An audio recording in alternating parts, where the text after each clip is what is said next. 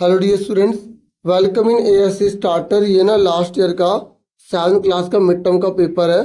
तो आप जो मिड टर्म के एग्जाम की तैयारी कर रहे हैं ना, तो आप इस पेपर से प्रैक्टिस कर सकते हैं। इसमें थोड़ा स्पीड से मैं सारे जो क्वेश्चन आंसर वगैरह ये समझा रहा हूँ, और आराम से आप इसे देखिए और आपको जानिए कि आपको कितना आता है। ठीक है, ये ओल्ड वीडियो है। यहाँ पर पहला क्वेश्चन बोला था संपूरक, इंग्लिश में इसको बोलते हैं सप्लीमेंट्री। तो सप्लीमेंट्री वो होता है जिसका टोटल 180 होता है, तो इसका आंसर डी आएगा। ठीक है, दूसरे क्वेश्चन में यहाँ पर बोला गया था इसको सॉल्व करके बताना था क्या आएगा। तो बोर्ड मार्क्स के रूल के हिसाब से चला जाता है, तो पहले ब्रैकेट वाला सॉल्व किया जाता है। ठीक है, तो 5 के बढ़ में 15 3 नंबर पे आता है, तो माइनस का 3 आ गया। फिर दोबारा से डिवाइड है, तो 3 के बड़े 15 5 नंबर पे आता है, तो 5 आ गया। एक माइनस था पूरी लाइन में, तो इसलिए एक माइनस लगा दिया। अगर दो माइनस होते तो माइनस माइनस कट जाता, प्लस बन जाता। ठीक है, उसके बाद नेक्स्ट वाला क्वेश्चन यहाँ बोला गया है। नेक्स्ट में बोला गया कि अगर एरिया 24 है, बेस इतना, तो हाइट कितनी होगी। तो आप हाइट का फॉर्मूला लगा दो। ठीक है, हाइट का फॉर्मूला ये होता है, ये देखो, एरिया को 2 से मल्टीप्लाई करो, बेस से डिवाइड कर दो, मतलब क्षेत्रफल को 2 से गुणा करके आधार से भाग कर दो। तो 24 को 2 से गुणा करके 8 से भाग कर दो, या 8 को हमने 24 से भाग करा 3, और 3 को 2 से मल्टीप्लाई करा कितना आ गया 6, आंसर आ गया। ठीक है, ठीक है, ब्रीफली बता रहा हूँ, फटाफट सुनो।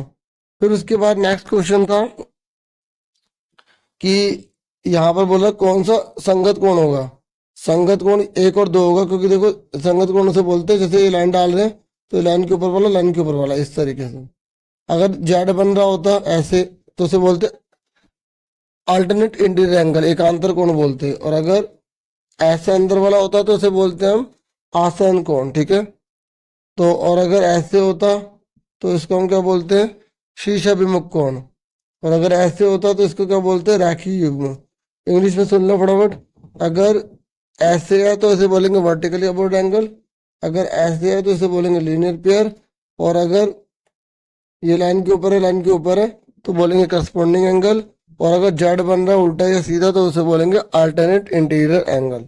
तो आपसे पूछेगा तो जरूर, कुछ भी पूछ लेगा, आपको पता होना चाहिए। ये कितना दे रखा है, 5 5 कितने हो गए, 10 हो गए। अब इसको सोल्व करना है, तो देखो पहले हमने ब्रैकेट सोल्व करा, प्लस माइनस माइनस कर दिया, माइनस के 6 और माइनस के 2 8, 8 में से 5 के माइनस के 3 आ गए। फिर यहाँ बोला है सरकमफ्रेंस निकालो, तो सरकमफ्रेंस का फॉर्मूला 2 पाई आर होता है। आर की वैल्यू 2 आर दे रखी है, आर की जगह 2 आर लिख दे, तो 2 दूनी 4 पाई आर आ गया। ठीक है, अगर किसी वैल्यू को सोल्व करने के लिए नहीं बोलेगा तो हम नहीं करेंगे। अब इसने बोला कौन सा एरिया का फॉर्मूला नहीं होता। एरिया का फॉर्मूला क्या होता है, 1/2 बेस इंटू हाइट। ये लाइन लेंगे तो ये लेना पड़ेगा, अगर ये लाइन लेंगे तो ये लेना पड़ेगा, और अगर ये लाइन लेंगे तो ये लेना पड़ेगा।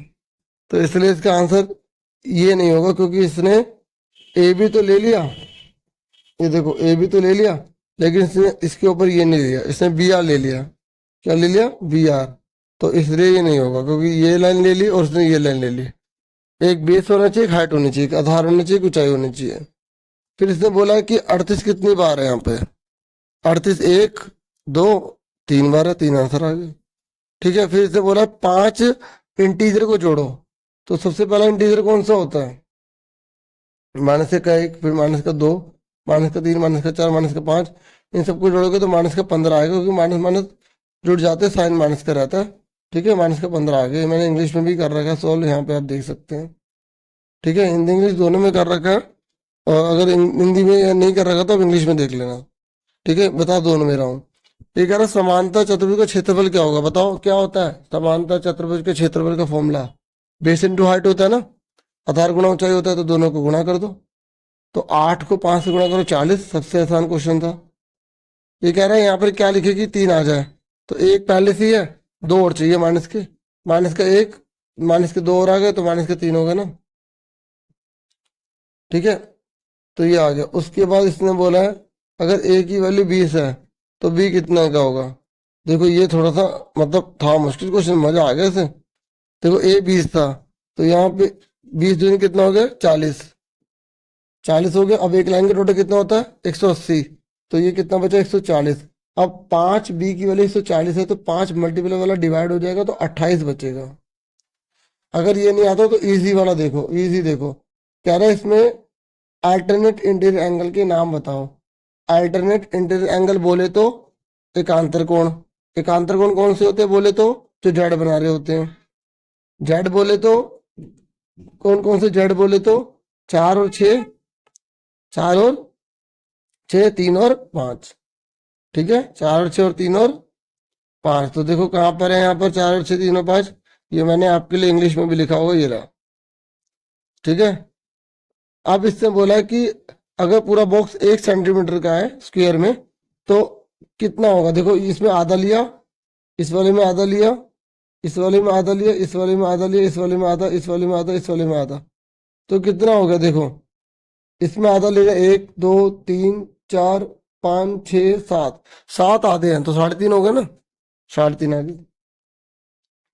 ये कह रहा एक पैराग्राम बनाओ, उसमें सिमेट्री की संख्या बताइए। बताओ पैराग्राम में कितनी सिमेट्री होती है।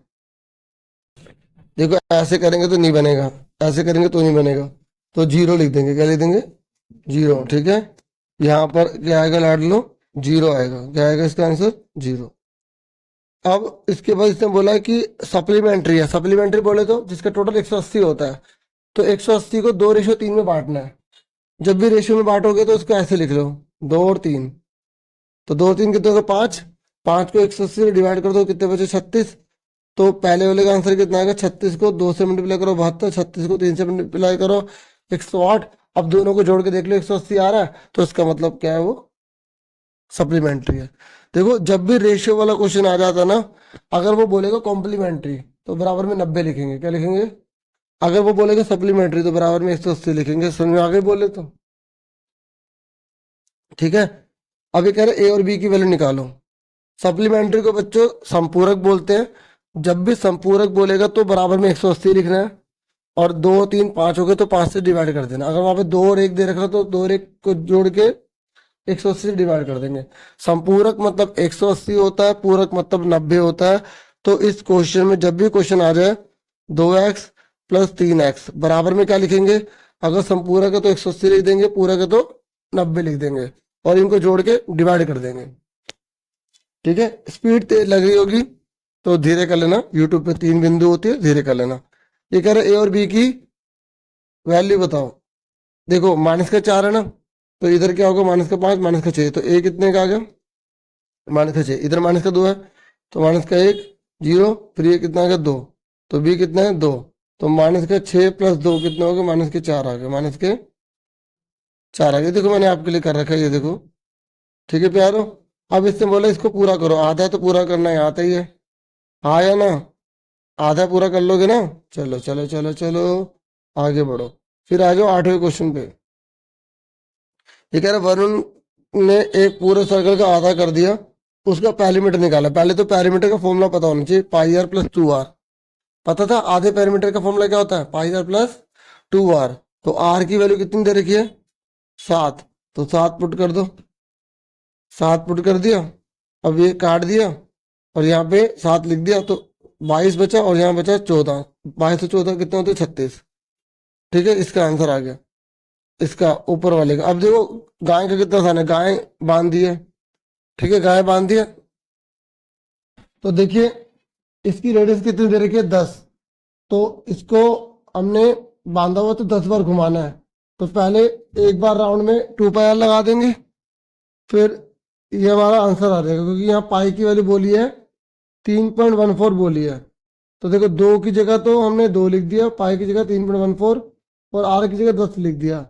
तो इसको मल्टीप्लाई करो, कितना आएगा, 2 4 जा 8, 2 1 जा 2, 2 3 जा 6, 6.28। 10 से मल्टीप्लाई करोगे तो कितना होगा, 62.8 आ जाएगा।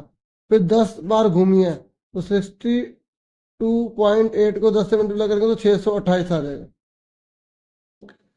फिर इसने बोला है कि अगर एरिया दे रखा है ट्राइंगल का, तो आपको पैरेललोग्राम का एरिया निकालना है। तो देखो इंग्लिश वाले बच्चे भी देख लेना, ये वाला बता रहा हूँ मैं। ये 7 है, पहले देखो हमें इसका एरिया दे रखा है। तो अब मान लो सपोज करो छोटा सा ऐसा क्वेश्चन दिया होता है एग्जाम में, ये 7 होता है और इसका एरिया कितना है, 21 है। तो हम बेस कैसे निकालते हैं, ये हाइट कैसे निकालते हैं, हाइट का फॉर्मूला क्या होता है, 2 मल्टीप्लाई में एरिया बटे में बेस। तो 2 मल्टीप्लाई में एरिया कितना, 21, बेस कितना है 7, 7 से काटा 7 से 21, तो 3 दूनी 6 आ गया। तो इस तरीके से देखो मैंने यहाँ पे करा, ये फॉर्मूला होता है हाइट बराबर 2 मल्टीप्लाई एरिया बटे में बेस। तो 21 गुणा में 2, 7 से काट दिया 7 से 21, क्योंकि 7 के और में 21 3 नंबर पे आता है, तो 6 आ गया, ये 6 है। ठीक है, क्या है 6। अब पैरेललोग्राम का फॉर्मूला लगा देंगे, क्योंकि हमें बेस भी पता है 14 और हाइट कितनी है 6, तो बेस इंटू हाइट, 14 को 6 से मल्टीप्लाई करा 84 आंसर आ गया। ठीक है, अब यहाँ पर इसने बोला कि 2 दिन में पानी का स्तर समान कब था, बताओ किस किस दिन इक्वल पानी था। तो देखो इस वाले दिन, तो वीरवार और शनिवार वाले दिन। सबसे आसान क्वेश्चन था, मंगलवार और बुधवार को पानी के स्तर में अंतर क्या था। एक बार इंग्लिश में देख लेते हैं कुछ चेंज किया है क्या।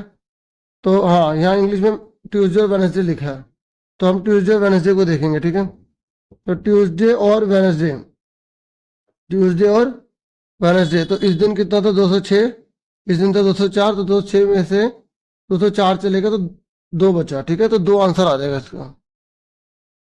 और सप्ताह में कितने दिन पानी का स्तर 204.5 से नीचे रहा, तो 204.5 से कम कब रहा। तो देखो एक ये रहा, एक ये रहा, तो सोमवार और मंगलवार।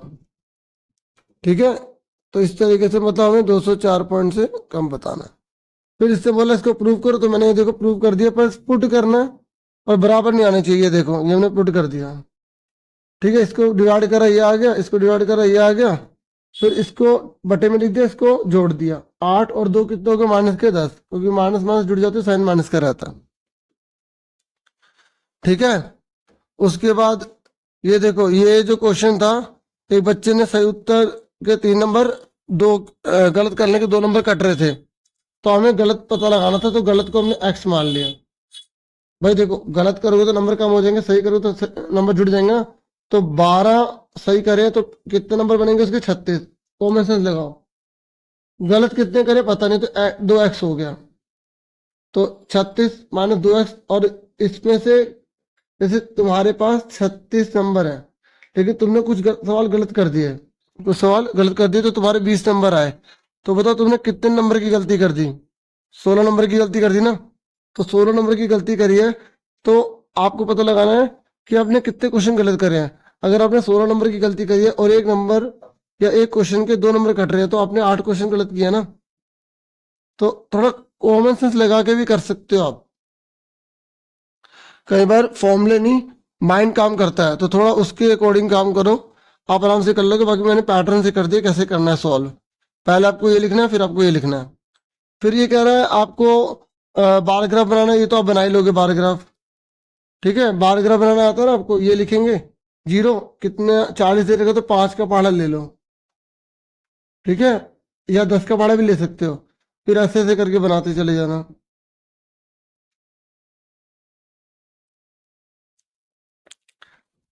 ठीक है, अब इसने बोला कि इसमें कौन सा एंगल है। देखो ये 75 का, तो ये कितने का होगा 75 का, ये 75 का, तो ये कितने होगा 75 का, क्योंकि ये करस्पॉन्डिंग एंगल है, ये भी करस्पॉन्डिंग एंगल है। और इन दोनों को टोटल कितना होगा 180 होता है। एडजेसेंट एंगल आसन कोण बोल दो। तो ये देखो मैंने कर रखा है, एक्स बराबर 75 होगा, ब्रैकेट में लिख दोगे करस्पॉन्डिंग एंगल, हिंदी में संगत कोण, ये भी संगत कोण, और ये लिख दोगे आसन कोण, एडजेसेंट एंगल। ठीक है, अब ये तो सबसे आसान था इसके और वाला, क्योंकि देखो एक ट्राइंगल के एंगल का टोटल कितना होता है 180 होता है। आपको बी ए ई, जिसका नाम पता तो उसे बीच में होता है ए ई, ये 70 दे रखा है, ए ई बी 50 दे रखा है, तो आपको ये पता लगाना। तो एक ट्राइंगल का टोटल कितना होता है 180, तो 70 50 120 60 बचा। और बी ए ई, बी ए ई, अच्छा अब देखो ये लाइन इसके पैरेलल है, ये लाइन इसके पैरेलल, तो ये वाला एंगल और इस वाला एंगल के बराबर होगा ना, करस्पॉन्डिंग एंगल 70 तो 70 होगा। और एक लाइन का टोटल कितना होता है 180, तो ये 60 का 70 का, तो कितने का बचा 50 का। एक और फॉर्मूला है, ये देखो ये जेड बन रहा है, ये 50 का, तो ये 50 का होगा। मतलब ये मत सोचना कि सीधी सीधी लाइन बननी आएगी, टेढ़ी भी लाइन बननी आ सकती है, आपको बस पता लगाना पड़ेगा कि कौन सा एंगल बन रहा है। ठीक है, ये मैंने हिंदी इंग्लिश में बता दिया। अब ये सबसे आसान क्वेश्चन है कि पूर्णिमा ने बैंक में पैसे जमा कराती है, बैंक अकाउंट खुलवाया, तो कितनी बार निकलवाए, कितनी बार जमा कराए। बहुत इजी क्वेश्चन है। ठीक है, इंग्लिश और हिंदी मैं हिंदी में पढ़ देता हूँ, जल्दी से समझ में आ जाएगा, बाकी इंग्लिश वाले देख लेना। कह रहा 3 महीने में से कितने पैसे निकलवाए। तो देखो कब कब पैसे निकलवाए थे उसने, एक बार, 2 बार, तो टोटल कितने हो गए, 3800 रुपये निकलवाए हैं, सॉरी 2800 रुपये निकलवाए हैं। ठीक है, उसके बाद यहाँ पर बोला 2 महीने में पूर्णिमा ने बैंक के खाते में कितने जमा करवाए हैं। तो जमा कितनी बार करवाया, एक बार, फिर 2 बार, फिर 3 बार, तो तीनों को जोड़ देंगे, आंसर आ जाएगा। ठीक है, 1 मिनट, 1 2 3 4 बार, क्योंकि पहली बार जब अकाउंट खोलेंगे तब भी तो जमा होंगे। ठीक है, समझ आई। और कितनी बार जमा करा, तो ये इस तरीके से इसको जोड़ के लिख देंगे, कितनी बार जमा कराएं इसका आंसर आ जाएगा। चलो यहाँ पे कर देते हैं। तो 1500 रुपये हो गए, 2500 तो 2700 रुपये हो गए, तो 2700 और 1500, तो कितना आ गया, 4200 रुपये। तो 4200 रुपये उसने क्या है, जमा कराए हैं। ठीक है, बाकी अब उसके बाद ये बोला 3000 जमा करें, 700 रुपये निकलवा ले, तो कितने बचेंगे, तो 3700 के 2300 बचेंगे। अब वो कह रही है कि 5000 रुपये इकट्ठा करना चाहती है, तो बताओ उसे कितने पैसे जमा कराने पड़ेंगे। देखो लास्ट में कितने पैसे बचे हैं उसके पास, 1400, तो 5000 में से 1400 घटा देंगे तो कितने बचेंगे, 3600। उसको 3600 रुपये और जमा कराने पड़ेंगे 5000 करने के लिए। होप समझ में आ गया होगा। अब ये बोल रहा है कि इसमें कितनी सिमेट्री बनेगी, 1 2 3 बनेगी, इसमें 4 बन जाएंगी। ठीक है, फिर ये कह रहा है कि इसमें कितने सर्कल हैं, तो 4 सर्कल हैं। ठीक है, 4 सर्कल है ना। फिर कह रहा है डिजाइन 1 में बताओ नाम क्या है, इसका नाम क्या है त्रिभुज, इसका नाम क्या है वृत्त, इंग्लिश में ट्राइंगल और सर्कल। ठीक है, अब उसके बाद ये बोल रहा है कि जो हैंड है ना ए और बी, तो उनके बी, ए और बी में कौन सी मतलब सुई है। तो ये छोटी सुई है ना, तो इसको बोलेंगे आवर हैंड, मतलब घंटे वाली सुई। ठीक है, ये मैंने हिंदी में भी लिख दिया था, इंग्लिश में भी लिख दिया था, घंटे वाली सुई। और ए कौन सा एंगल है बताओ, ए 90 से छोटा है ना, 90 से छोटे, तो उसे बोलेंगे एक्यूट एंगल। और क्या सी बराबर ए प्लस डी के होगा, सी ए प्लस डी के होगा, हाँ, क्योंकि स्ट्रेट एंगल है, क्या है, स्ट्रेट एंगल। ये कह रहा है 5 बजाओ, तो बताओ कौन सा एंगल बनेगा। जब हम 5 बजाएंगे ना, तो ये देखो हमारा बनेगा ऑप्टिमस एंगल। फिर कह रहा है कोई 90 डिग्री वाला एंगल बताओ, जिसमें टाइम बजाओ, जिसमें 90 डिग्री का एंगल बने, तो आप 3 बजा दो। ठीक है, तो 3 बजे 90 डिग्री का एंगल होगा। यही था इस पेपर में। Thank you for watching and listening carefully. Take care all dear students.